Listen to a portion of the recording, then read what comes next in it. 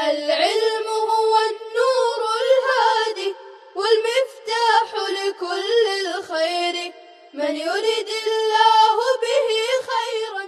بسم اللہ الرحمن الرحیم نحمد و نصلی علی رسول الکریم اما بعد.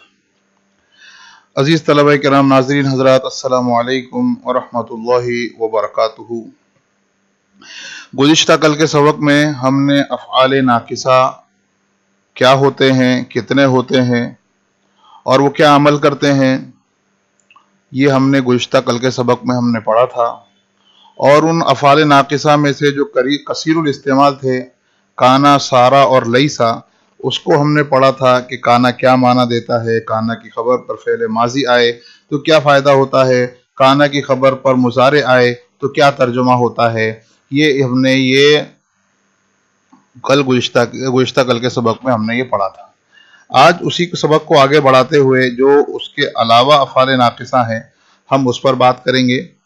تو اس کے علاوہ جو ہے اصبح، امسا، اضحا، زلا، باتا. اصبح آپ دیکھ سکتے ہیں اس کے اندر صبح کے معنی پائے جا رہے ہیں. امسا اس کے اندر شام، مساء سے ملتا جلتا ہے. اضحا، ضحا کہتے ہیں دوپہر کے وقت کو، تو اضحا یہاں پر چاش کے وقت کو کہا جاتا ہے. زلا کے معنی مسلسل دن بھر یعنی جس میں اصبح، امسا، اضحا والی بات بھی آ جائے. اور باتا یبیتو بیتن رات کے معنی میں استعمال ہوتا ہے. یہ ان کے لفظ ہیں جو لفظی طور پر ان کے معنی کا اضافہ خبر کے لیے اپنے اسم کے لیے کرتے ہیں اور اس کو جوڑ دیتے ہیں، اس کے ساتھ جو خبر آنے والی ہے اس کے ساتھ میں جوڑ دیتے ہیں. چنانچہ یہ اپنے اسم کے لیے خبر کو مخصوص وقت کے ساتھ ثابت کرتے ہیں. جیسے اصبح صبح کے وقت کو ثابت کریں گے. مثال ہے اصبح زید مریضا. اب آپ کو پہلے بتا دیا گیا کہ افعال ناقصہ جو ہے یہ مبتدا اور خبر پر داخل ہوتے ہیں. مبتدا کو اپنا اسم بنا کر رفع دیتے ہیں اور خبر کو اپنی خبر بنا کر نصب دیتے ہیں. یہ ہم نے منصوبات میں اور مرفوعات میں بھی یہ ہم نے پڑھا تھا. اب یہاں پر ہم ایک ایک فعل ناقص کو وہ کیا ترجمے میں کیا فرق دیتا ہے، معنی میں کیا تبدیلی لاتا ہے، اس پر بات کر رہے ہیں.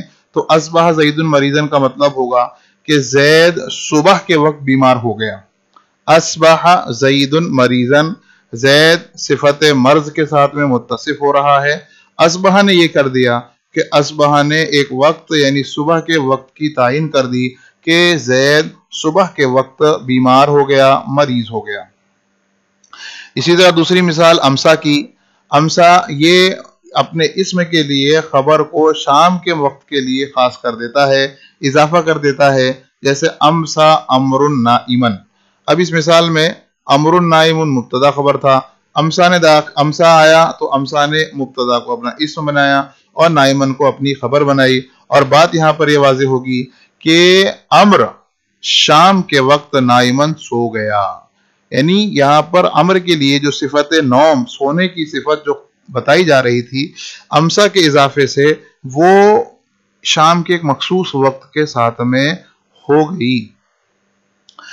اور اسی طرح یہ فسبحان اللہ حین تمسون وحین تصبحون، یہ قرآن کریم کی مثال ہے جس سے سمجھ میں آتا ہے کہ یہ ماضی کی طرح مضارع میں بھی، مضارع کے سیغے کے طور پر بھی یہ استعمال ہوتے ہیں. جیسا کہ آپ دیکھ سکتے ہیں تمسون جب تم شام کرتے ہو، تصبحون حین تصبحون جب تم صبح کرتے ہو. تو آپ دیکھ سکتے ہیں یہاں پر اصبح اور امسا جو ہے یہ فعل ماضی کے ساتھ ساتھ فعل مضارع میں بھی استعمال ان کا ہوا ہے. تیسرا لفظ تھا اضحا. اضحا ضحا کے اصل معنی ہوتے ہیں دھوپ کے پھیلنے کے. اور دھوپ کے پھیلنے کے جب دھوپ اچھی طرح پھیل جاتی ہے تو وہ چاشت کا وقت ہو جاتا ہے. تو اضحا چاشت کے وقت. اب اس کا اضافہ ہو جاتا ہے جیسے اضحا زید حاکمن، زید چاشت کے وقت حاکم بن گیا تھا. اب یہاں پہ زید حاکمن مبتدا خبر ہے، لیکن اضحا کے اضافے کی وجہ سے لفظی طور پر بھی عمل ہوا، زید پر رفع آیا اور حاکمن پر نصب آیا. اور معنوی طور پر اضحا جو چاش کا وقت ہے یہ اس خبر میں یہ چیز جڑ گئی. زلہ دن بھر کے معنی میں استعمال ہوتا ہے. زلہ بکرن کاتبن. اب مبتدا خبر بکرن کاتبن، بکر لکھ رہا ہے، لیکن زلہ لگ گیا تو یہ بتانا مقصود ہے کہ جو بکر کے ساتھ صفت کتابت یہاں پر متصف ہو رہی ہے، جب بکرن کے ساتھ خبر دی جا رہی ہے اس کے کاتب ہونے کی، تو کاتب ہونے کا جو سلسلہ ہے یہ زلہ نے بتایا کہ یہ دن بھر یہ کام ہوتا رہا، بکر دن بھر یہ کام لکھتا رہا۔ باتا رات بھر کے معنی میں ہے، جس طرح زلہ دن بھر تو باتا اس کے مقابلے میں رات بھر ہے، جیسے باتا خالد النائمن، خالد رات بھر سوتا رہا۔ اب یہ آپ دیکھ سکتے ہیں کہ یہاں پر زلہ اور باتا ان کے اضافے سے یا اصبح امسا یا اضحا یہ باتوں سے یہ اپنے خبر کے ساتھ ایک وقت کو، مخصوص وقت کو اس کے ساتھ خاص کر دیتے ہیں۔ اب آگے اس کی قرآن مثال بھی آپ دیکھ سکتے ہیں کہ قرآن مثال میں باتا کا استعمال ہوا ہے، والذین یبیتون لربہم سجدا وقیاما، کہ وہ لوگ جو اپنے رب کے لیے رات بھر رات گزارتے ہیں سجدے کی حالت میں، وقیاما اور قیام کی حالت میں۔ اب فائدے کے طور پر ایک چیز یہ ہے کہ یہ سارے کے سارے یہ سارا کے معنی میں استعمال ہوتے ہیں، اور جب سارا کے معنی میں استعمال ہوں گے تو پھر اس وقت ان کے اوقات کا ترجمہ نہیں ہوگا۔ جیسے زلہ زید حافظن، تو اب اس کو اگر سارا کے معنی میں ہے تو ترجمہ ہوگا زید حافظ ہو گیا۔ اسی طرح زلہ وجہ مسودن، قرآن کریم نے زلہ کو اسی طرح استعمال کیا ہے کہ ان کا چہرہ سیاہ ہو گیا۔ اب ہے تو یہاں پر زلہ، لیکن یہاں پر سیرورت کے معنی میں ہے، زلہ سارا کے معنی میں ہے، تو قرآن کریم نے بھی اسی طرح استعمال کیا ہے۔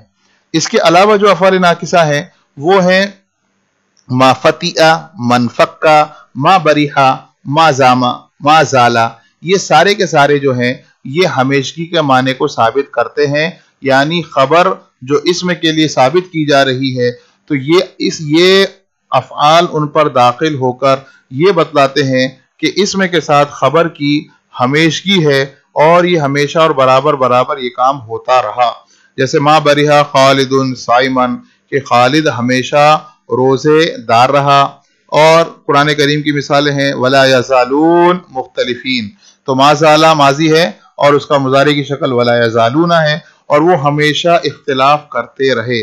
فما زلتم فی شکن، یہ ماضی کا استعمال ہے، اور ما کے ساتھ میں زلتم جمع مذکر حاضر کا استعمال۔ فما زلتم فی شکن، وہ ہمیشہ شک میں، ہمیشہ کہ تم ہمیشہ شک میں رہے، مما جاءکم بہ، ہمیشہ ان چیزوں کے بارے میں جو تمہارے پاس آئیں۔ اسی طرح ما فتیہ کے معنی بھی ہمیشہ ہے۔ قرآن کریم میں جو اس کا استعمال ہے وہ تفتؤ کے طور پر یعنی مضارع کے طور پر استعمال ہے۔ قالوا تاللہ، انہوں نے کہا اللہ کی قسم، تفتؤ تذکروا یوسفا، یوسف علیہ السلام کے والد صاحب یعنی یعقوب علیہ السلام سے ان کے لڑکوں نے کہا کہ آپ ہمیشہ مسلسل برابر یوسف علیہ السلام کو یاد کرتے رہتے ہو، تو یہ ما فتیہ کی دوسری شکل مضارع کی شکل میں ہے۔ اسی طرح ما بریحہ بھی قرآن کریم میں استعمال ہے، لن نبرہ مضارع کی شکل میں، قالوا لن نبرہ علیہ عاکفین حتی یرجع الینا موسیٰ، کہ ہم تو اس پر جمے رہیں گے جب تک کہ موسیٰ ہمارے پاس لوٹ کر نہیں آتے۔ تو یہ منفقہ، ما فتیہ، ما بریحہ، ما زالہ، یہ ہمیشگی کے معنی میں استعمال ہوتا ہے۔ اس کے علاوہ جو آخری بچا ہے، اس کے علاوہ جو افعال ناقصہ ہے اس میں سے ما دامہ ہے۔ ما دامہ یہ بتلاتا ہے کہ خبر اسم کے لیے جو خبر ثابت کی جا رہی ہے وہ اس زمانے تک کسی کام کو ثابت کرتا ہے جب تک ترجمہ اور اس کا ترجمہ جب تک سے کرتے ہیں۔ اجلس ما دامہ زید جالسا، اجلس آپ بیٹھو، ما دامہ جب تک، ما دامہ جب تک زید بیٹھا ہوا ہے، تو یہاں ما دامہ نے وقت کے ساتھ مقید کر دیا، لیکن وقت کسی کے جملے کے ساتھ میں مقید ہے، یہاں پر کوئی خاص وقت متعین نہیں ہے، بلکہ افراد کا فعل مراد ہے کہ یہاں پر زید جب تک بیٹھے گا آپ بیٹھے رہو۔ قرآن کریم میں بھی اس کا استعمال ہے وَكُنْتَ عَلَيْهِمْ شَهِيدًا، وَكُنْتُ عَلَيْهِمْ شَهِيدًا، کہ میں ان پر نگہبان تھا، میں ان کو دیکھ رہا تھا، ما دمت فیہم، جب تک میں ان کے درمیان تھا۔ یہ عیسیٰ علیہ السلام کا مقولہ ہے، یہ قرآن کریم میں ہے، اور یہ ہمیشہ حرف نفی کے ساتھ ہی آتا ہے، بغیر حرف نفی کے نہیں آتا۔ اس کے علاوہ جو افعال ناقصہ کا استعمال ہے جو کبھی کبھی ہوتا ہے وہ عادہ، آزا، راحا، غدا، اور یہ سب کے سب सारा के माने में इस्तेमाल होते हैं।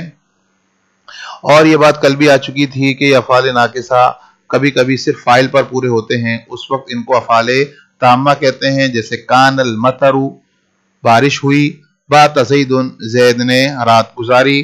तो ये हुआ हमारे अफ़ाल नाकिसा का सबक। उम्मीद करते हैं आपको ये सबक समझ में आया होगा। मिलते हैं आइंदा सबक में। अस्सलामु अलैकुम व रहमतुल्लाहि व बरकातुहू। السلام عليكم.